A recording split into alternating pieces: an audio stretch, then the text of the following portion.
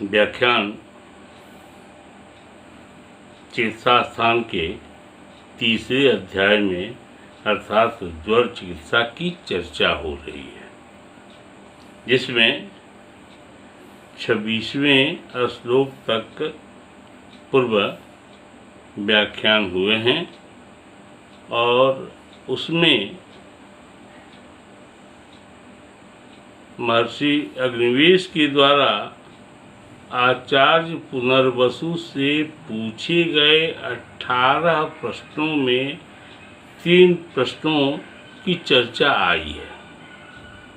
ज्वर की प्रकृति, ज्वर की प्रवृत्ति, ज्वर का प्रभाव। यहाँ एक बात समझ लेना चाहिए, फिर मैं 26वें ही श्लोक से व्याख्यान प्रारंभ करूँगा कि किसी भी चीज़ से जिस चीज़ की उत्पत्ति होती है उसी तरह की प्रवृत्ति उसकी होती है। पौराणिक कथानक जो सुने आप, उसमें भगवान शंकर के कोप से अर्थात क्रोध से यज्ञ के हवन कुंड से ज्वर रूपी वीरभद्र की उत्पत्ति हुई है। तो क्रोध से जिसकी उत्पत्ति होगी, प्रवृत्ति भी उसकी क्रोधवत हो जाएगी।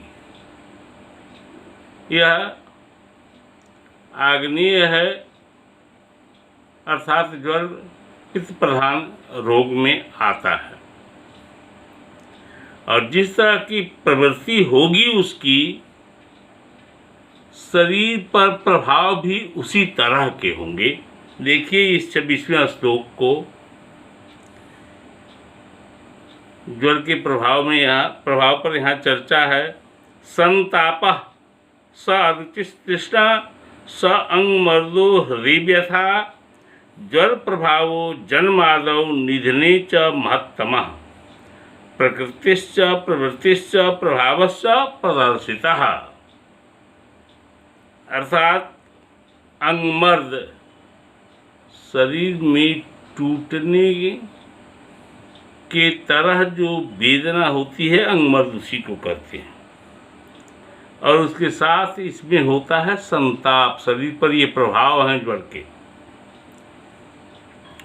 भोजन में अरुचि हो जाती है, प्यास अधिक लगने लगता है, हृदय में पीड़ा होती है और भगवान शंकर के आदेश थे। वीरभद्र ने पूछा कि महाराज अब तो सारे कार्य समाप्त हुए, मुझे क्या करना चाहिए?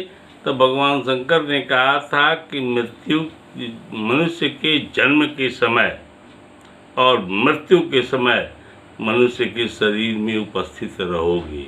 साथ ही दिनचर्या ऋतुचर्या नहीं मानते हुए अधर्म करने वाले लोगों के शरीर में भी तुम उपस्थित हो जाओगे। इसी संकल्प के आधार पर ज्वर प्राणियों के मृत्यु के समय और जन्म के समय शरीर में स्थित होता है। शास्त्रीय सिद्धांत के हिसाब से मनुष्य का जब मृत्यु काल आता है तो मनुष्य में मोह बढ़ने लगते हैं और मोह जो स्वरूप है वह ज्वर का ही स्वरूप है। आइए ज्वर के प्रभाव के बाद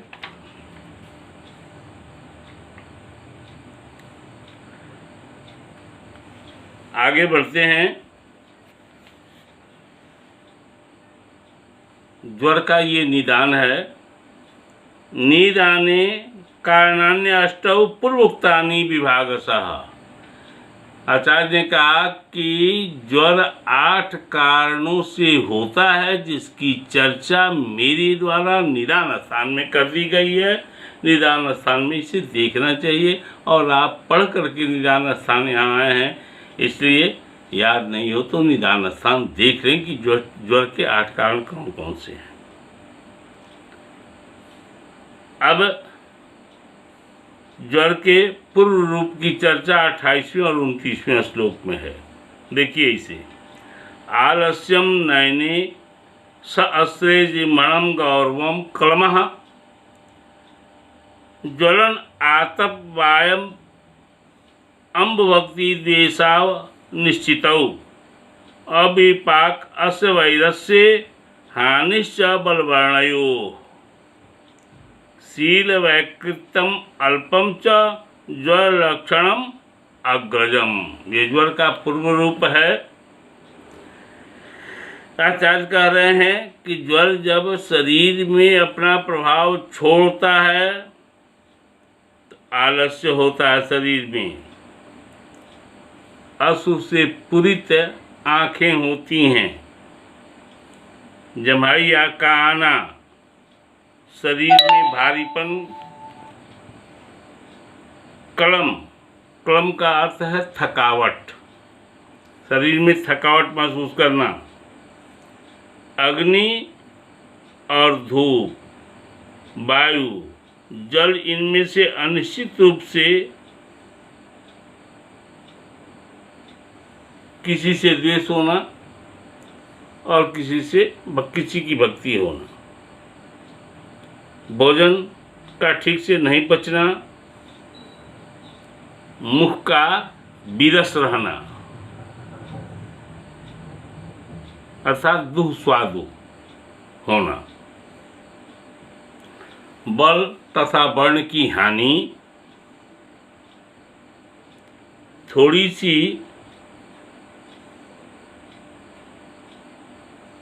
परेशानी को बर्दाश्त करने की क्षमता नहीं होती है, इसलिए स्वभाव में विकृति उत्पन्न हो जाती है। ये सभी रोगी के स्वभाव में विकृति उत्पन्न हो जाती है। ये सभी ज्वर के पूर्व रूप के लक्षण हैं।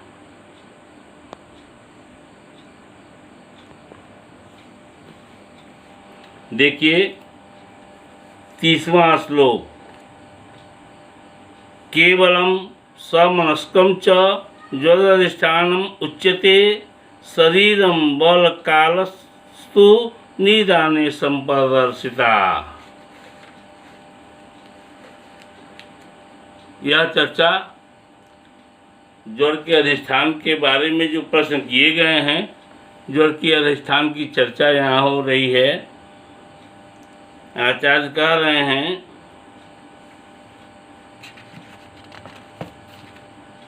कि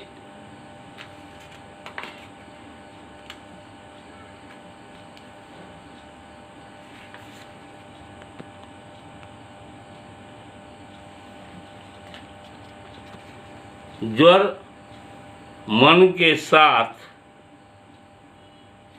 संपूर्ण शरीर में होता है, अर्थात दो अधिष्ठान, शारीरिक और मानसिक रूप से अधिष्ठान भेद से ज्वर के दो भेद, इसलिए शरीर और मन ये दोनों ज्वर के अधिष्ठान माने गए हैं। ज्वर का बल तथा काल की चर्चा दूसरे लाइन में है। आचार्य कह रहे हैं कि ज्वर का बल और काल निदान स्थान में हम कहाँ आए हैं, तो उसको वहाँ देखें। 31वां श्लोक देखिए, यह ज्वर का आत्मलक्षण है। ज्वर प्रत्यात्मिकम लिंगम संतापो देहमानसः ज्वरेणा विषदाभूतम न किंचित तप्यते। शरीर और मन में संताप का होना ज्वर का अपना लक्षण है। शरीर और मन में संताप का होना ज्वर का अपना लक्षण है। यह प्राणी मात्र के शरीर में जब ज्वर प्रविष्ट होता है तो प्राणी के शरीर में ऐसा कोई वस्तु नहीं है जिसमें संताप न हो जाए। श्लोक नंबर 32, 33, 34 और 35 देखें।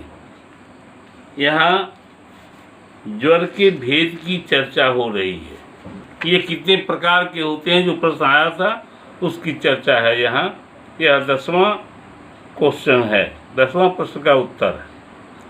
द्विविधो विधिभेदेन ज्वरः शरीर मानसः पुनश्च द्विविधो दृष्टा सौम्यश्च आग्नेय एव वा।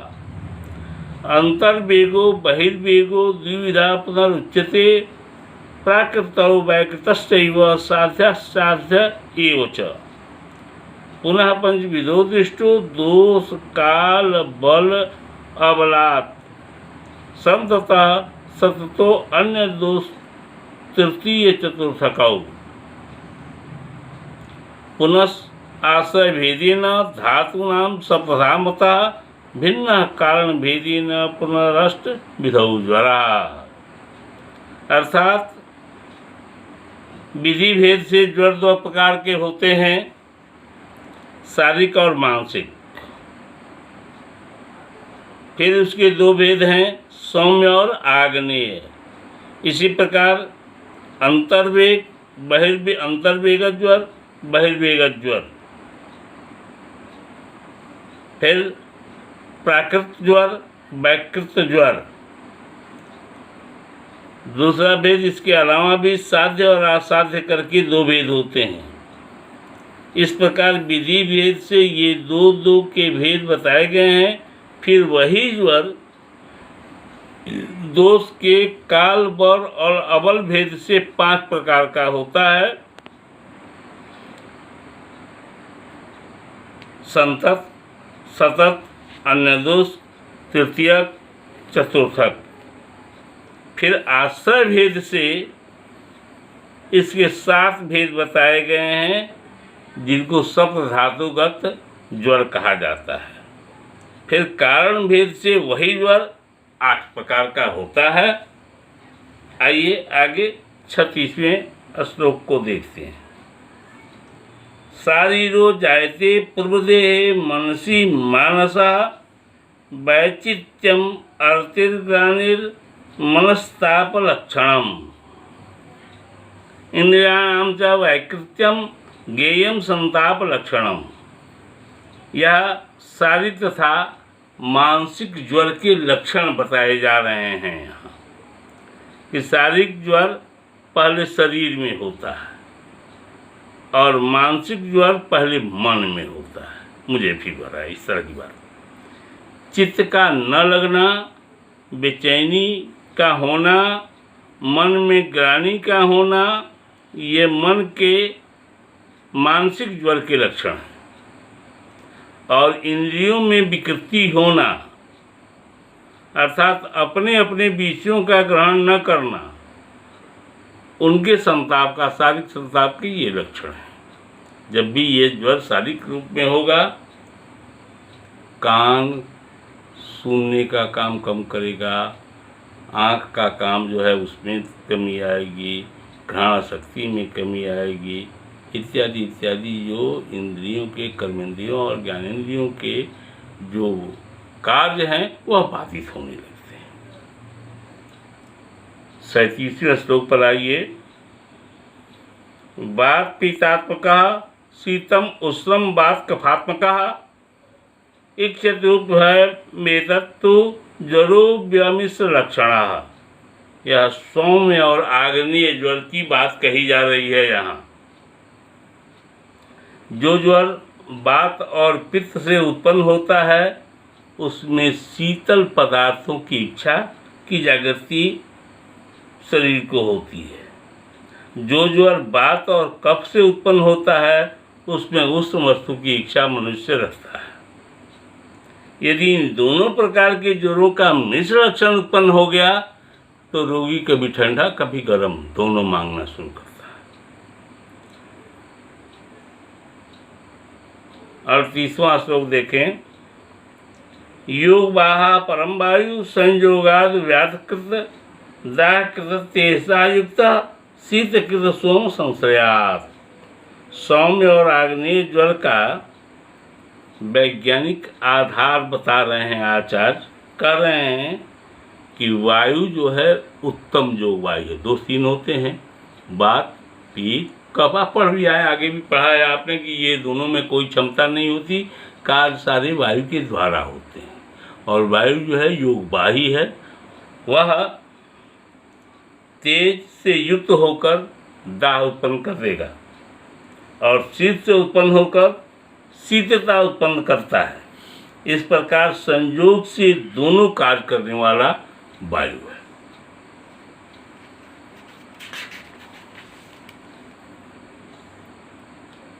39वें श्लोक को देखें। ये अंतर्वेगत ज्वर के लक्षण कहे गए हैं। अंतर्दाहो अधिष्टिष्टा प्रलापः श्वसनम भ्रमः संध्यास्ति शूलम अस्वेदो दोषवर्चो विनिग्रहः अंतर्वेगस्य लिंगानि ज्वरस्य एतानि लक्षयेत्। अर्थात अंतर्वेगत ज्वर में दाह आंतरिक रूप से बढ़ा हुआ होता है, प्यास अधिक लगती है, प्यास में वृद्धि हो जाती है। ताप इस तरह का होता है कि रोगी प्रलापावस्था को प्राप्त कर जाता है और जिसके चलते श्वास में भी वृद्धि होती है। रोगी को चक्कर आने लगते हैं, संधि एवं हड्डियों में तीव्र पीड़ा होती है, इसमें पसीने नहीं आते, दोष या मल का रुक जाना, रुकावट हो जाता है। ये सब अंतर्वेगत ज्वर के लक्षण हैं। श्लोक 39-40 के बाद 41 देखें। संतापो अव्यधिको बाह्यस्तृष्णादीनां च मार्दवम बहिर्वेगस्य लिंगानि सुख साध्यत्वमेव च। बहिर्वेगत ज्वर के लक्षण हैं कि शरीर के बाहरी भाग में ताप की अधिकता होती है, तृष्णा आदि की में मृदुता रहती है। यह बहिर्वेग ज्वर का लक्षण है। यह ज्वर सुख साध्य होता है। अब आगे प्राकृत और वैकृत ज्वर की चर्चा हो रही है। प्राकृत सुख साध्यस्तु बसंत शरद उद्भवा। प्राकृत और वैकृत का अर्थ यहाँ प्रकृति से उत्पन्न होने वाले, अर्थात हेमंत में संचयित कफ बसंत में प्रकोपित होते हैं और ज्वर उत्पन्न कर देते हैं। ये प्राकृतिक ज्वर की चर्चा है। आचार्य कह रहे हैं बसंत और शरद ऋतु में उत्पन्न होने वाला प्राकृतिक ज्वर सुख साध्य होता है। 42वें श्लोक को देखिए।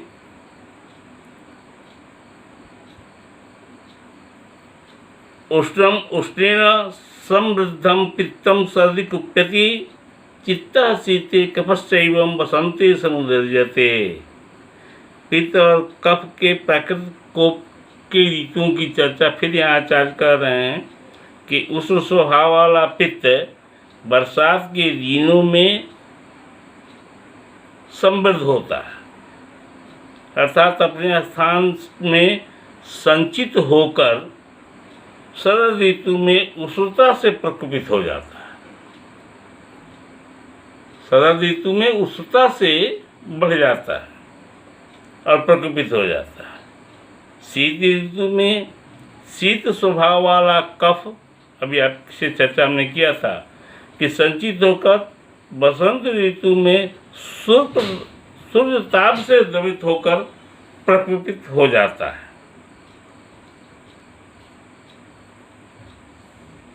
इसके बाद 43वें और 44वें श्लोक में आचार्य प्राकृतिक पैतिक ज्वर में लंघन करेंगे कि नहीं करेंगे, इसका उत्तर दे रहे हैं। सामान्यतः पित्त ज्वर में लंघन की चर्चा पर हर रोग यही प्रश्न करते हैं, जिसका उत्तर दे रहे हैं आचार्य।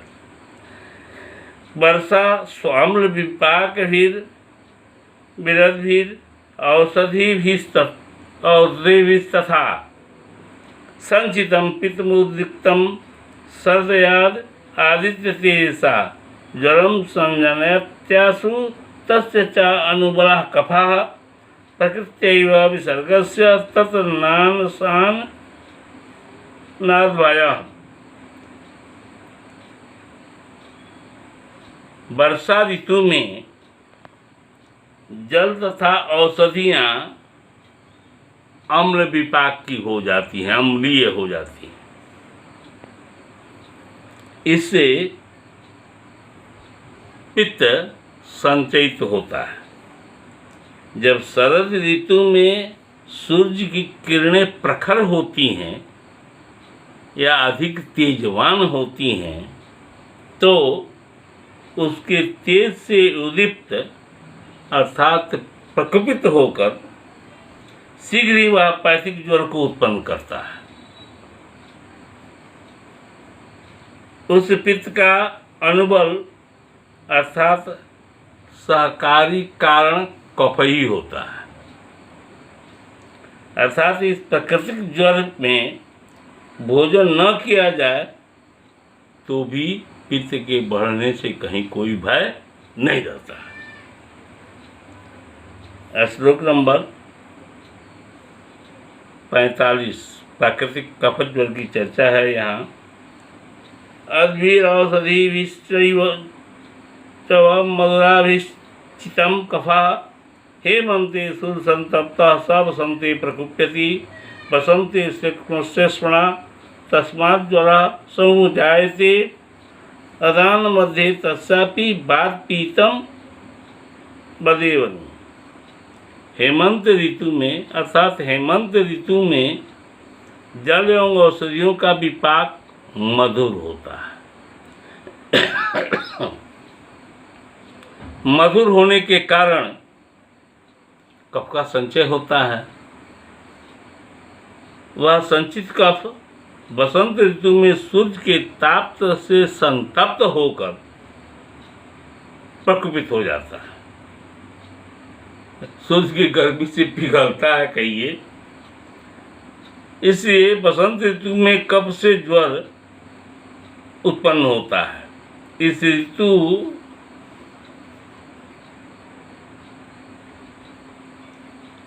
यह ऋतु आदान काल का मध्य काल है और इस समय प्रधान कफ दोष के अनुबंध में वात पित्त दोनों ही होते हैं। अर्थात ये दोनों सहायक कारण माने जाते हैं। अब यहाँ 47वें श्लोक में आचार्य प्राकृत वैकृत ज्वर का उपसंहार कर रहे हैं। अदावंते च मध्ये च बुद्ध्वा दोष बलाबलम शरद वसंतयुर्विद वाज्वरस्य प्रतिकारयेत। विद्वान वैद्य को चाहिए कि शरद एवं वसंत ऋतु में आदि मध्य और अंत के भागों में दोषों के बल या उनकी अबलता पर विचार कर ज्वर की चिकित्सा करें। आगे 48वें में भी इसी पर चर्चा करते हुए आचार्य कह रहे हैं काल प्रकृतिम उद्देश्य निर्दिष्टा प्राकृतो ज्वरः। इस प्रकार यहाँ काल अर्थात ऋतु, प्रकृति अर्थात स्वभाव का लक्षण लेकर होने वाले दोषों से होने वाले ज्वरों को प्राकृतिक ज्वर बताया गया है। प्रायेण अनिलजो दुखा कालेषु अनेषु वैकृतः। प्राकृतिक ज्वर में अपवाद क्या है इसकी चर्चा कर रहे हैं आचार्य। अपने स्वाभाविक काल में होने वाला वातज ज्वर प्रायः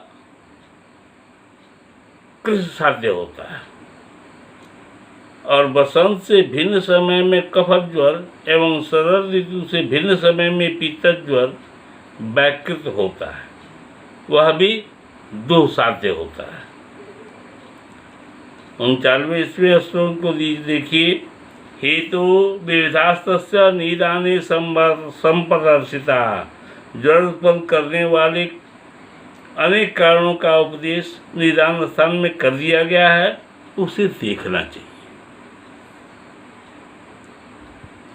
अब इसके बाद ज्वर के साध्यता असाध्यता की चर्चा है 50वें श्लोक में, जो अगले व्याख्यान में किया जाएगा।